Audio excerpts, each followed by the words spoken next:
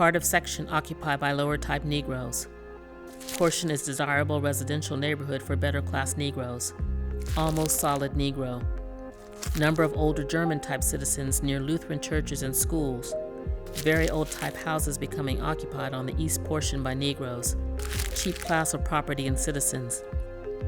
Remarks like these were often listed on the Homeowners Loan Corporation map issued in 1937 for the city of Indianapolis. These city maps were created as part of a government-backed program that graded neighborhoods into 4 categories based in large part on their racial and ethnic makeup. Areas designated in red or yellow had the lowest ratings, while areas in green or blue had the highest ratings. Nationally, neighborhoods with minorities, Catholics, Jews, or new immigrants were marked in red, deemed undesirable, and given the lowest score. This later became the basis for the term redlining. These redline neighborhoods were areas that were viewed as high risk for new government-backed mortgages and mortgage lenders. This majority-white Indianapolis neighborhood was labeled native white, executive, and other white-collar type, and given the highest green score for investment. A nearby majority-white area was marked as blue, noting better class of Jewish race and no Negroes. Similar maps were issued for the cities of Evansville, Fort Wayne, Gary, Muncie, South Bend, and Terre Haute. Many do not realize that it was these government-backed programs and policies that caused today's neighborhoods to remain segregated and often high poverty. Let's explain. The federal government and private lenders denied minority communities access to good mortgage products that dramatically expanded opportunities for home ownership for whites. Unfortunately, these redlining effects lasted most of the 20th century. On top of redlining, restrictive covenants were used to ban the ability of people of color to purchase homes in many white neighborhoods. Here in Indianapolis, several white neighborhoods had such restrictions, often using language like, "No person or persons of any race or mixture thereof other than white race shall own, use, or occupy any lot herein, except in, however, a domestic servant, not of the white race, may occupy room or rooms with a tenant or owner belonging to the white race while in the employ of said owner or tenant." Discrimination in rental housing was also a major issue, further restricting housing access for many hardworking citizens.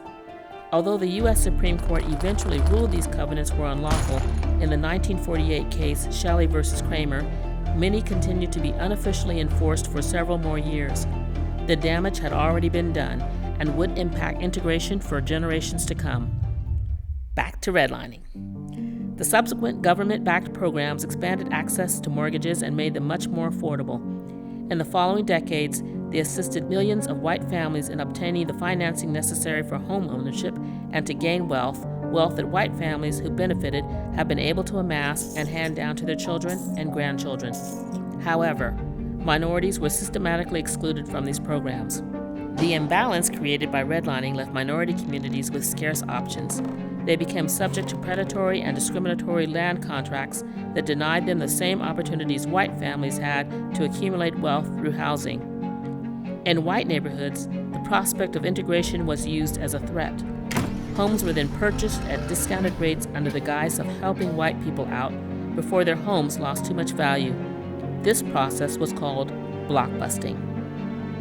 Predatory entities then turned around and sold these houses to minorities through exploitive, one-sided land contracts. They also purchased homes in black neighborhoods for the same purpose due to the lack of credit available.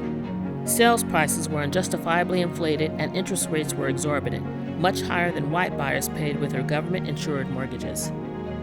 Land contract buyers gained no equity, no matter how much they spent on their monthly payments and improving their homes, unless they made it all the way to the end of these predatory contracts. But most of them never did. It was a steep uphill battle designed for their failure. A 2019 report out of Chicago noted, over the 2 decades studied, the amount of wealth land sales contracts expropriated from Chicago's black community was between $3.2 and $4 billion. Today, we continue to see the harm of these discriminatory practices from over a century ago. The same redline neighborhoods in Indianapolis remain heavily segregated and often with lower incomes. These neighborhoods still lack jobs, banking branches, adequate sidewalks, and are often riddled with vacant homes that were foreclosed upon. The predatory lending of the foreclosure crisis added to the historical problems. An often bigger loss to those shut out of the home buying process is the inability to pass down a knowledge of homeownership to their children. With redlining and other forms of lending discrimination still happening today, there is a significant gap in home ownership between whites and people of color. There's still much to be done, but organizations like the Fair Housing Center of Central Indiana are working to stop discrimination in lending and ensure equal housing opportunities for all. To learn more, visit FHCCI.org.